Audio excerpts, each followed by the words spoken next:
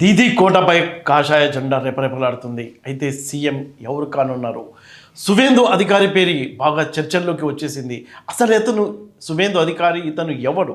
ఒకప్పుడు మమతకు చాలా దగ్గర వ్యక్తి, ఆమెకు బాగా కావలసిన వ్యక్తి. బెంగాల్లో అతనికి మంచి ఇన్ఫ్లుయెన్స్ కూడా ఉంది.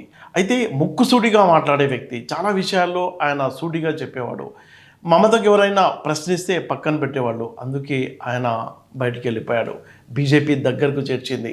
బీజేపీ బాగా అతన్ని ఉపయోగించుకుని బెంగాల్లో అంచెలంచెలుగా ఎదిగింది. ఇప్పుడు అధికారాన్ని అందుకుంది. అందుకే సువేందు అధికారి పేరు కాబోయే సీఎంగా బాగా ప్రచారంలోకి వచ్చింది. ఒకప్పుడు బీజేపీ ఉనికి బెంగాల్లో నామమాత్రంగా ఉండేది. అలాంటి బీజేపీ ఇప్పుడు అధికారంలోకి వచ్చింది. అది ఎలా సాధ్యమైంది? మమతా బెనర్జీ బెంగాల్ అస్తిత్వాన్ని ఆధారంగా చేసుకుని రాజకీయాలు చేస్తే, భారతీయ జనతా పార్టీ అభివృద్ధి, జాతీయవాదం అనే అంశాల్ని తీసుకొచ్చింది.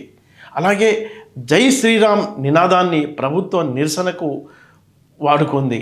అలాగే హిందూ ఓటు మొత్తం బ్యాంకును తను పోలరైజ్ చేసుకోగలిగింది. టీఎంసీ నేతలపై నారద శారద స్కామ్లు జరిగాయి. టీచర్ రిక్రూట్మెంట్లో భారీ ఎత్తున స్కామ్ జరగడంతో ఆ అంశాల్ని భారతీయ జనతా పార్టీ ప్రజల్లోకి బాగా తీసుకెళ్ళగలిగింది. అది కూడా ఈ ప్రభావం చూపినట్టు చెప్తున్నారు. ఇక మమతా బెనర్జీ ఆమె చాలా అవినీతి ఆరోపణలు ఆమెపై లేకపోయినప్పటికీ ఆమె అనుచరులు ఇలాంటి స్కామ్లో చిక్కుకోవడం అది బాగా ప్రభావం చూపించింది అనుకోవచ్చు.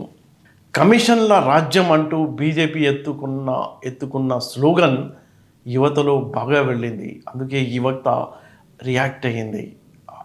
భారతీయ జనతా పార్టీ వైపు ఆకర్షితులయ్యారు. యువత టీఎంసీకి దూరం అయ్యారు. మొత్తంగా చూసుకున్నట్లయితే మోడీ షా బెంగాల్ డిఎన్ఏను మార్చడంలో సఫలమయ్యారని చెప్పుకోవచ్చు. బెంగాల్ రాష్ట్ర ఎన్నికల ఫలితాలు కనుక మనం చూసుకుంటుంటే, కలకత్తాతో పాటు ఉత్తర బెంగాల్, దక్షిణ బెంగాల్, అలాగే జంగల్ మహల్ ప్రాంతాల్లో బీజేపీ చాలా క్లీన్ స్వీప్ చేసింది. ఎవరు ఊహించని విధంగా భారీ ఎత్తున ఓట్లు బీజేపీ పొందింది. మ్యాజిక్ ఫిగర్ 148 అయినప్పటికీ దాదాపుగా 170 స్థానాల్లో భారతీయ జనతా పార్టీకి స్పష్టమైన ఆధిక్యత కనిపిస్తుంది. మనం చూడొచ్చు, సువేందు అధికారి గతంలో నందిగ్రామ్లో మమతా బెనర్జీని ఓడించారు ఆ ఎన్నికల్లో. ఇది 2021 ఎన్నికల్లో. ఇప్పుడైతే రాష్ట్రంలో ఓడించి మమతా బెనర్జీని అధికారానికి దూరం చేశారు.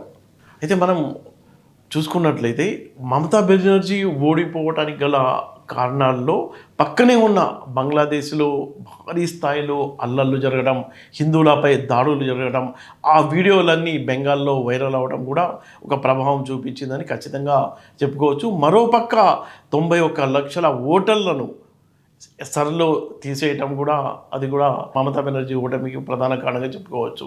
ఏదైతే మైనార్టీ ఓటు బ్యాంక్ ఉందో ఆమెకు గంపగుత్తగా పడేది, ఆ మైనార్టీ ఓటు బ్యాంకు చీలిపోవటం. ఎంఐఎం అలాగే హుమాయూన్ కబీర్ కొత్తగా ఏర్పాటు చేసిన పార్టీ, అలాగే కాంగ్రెస్ పార్టీ కూడా అక్కడ పోటీ చేసింది కాబట్టి కాంగ్రెస్ పార్టీ వైపు 3 వైపులా మైనార్టీ ఓట్లు చీలిపోవడం కూడా ఘోరమైన దెబ్బ తగలడానికి, అంటే టీఎంసీ పార్టీకి ఘోరమైన దెబ్బ తగలడానికి అది ఒక రీజన్గా కూడా మనం మాట్లాడుకోవచ్చు. 15 ఏళ్ల మమతా బెనర్జీ పాలనలో సహజంగా ఉండే ప్రభుత్వ వ్యతిరేకత కూడా పనిచేసింది.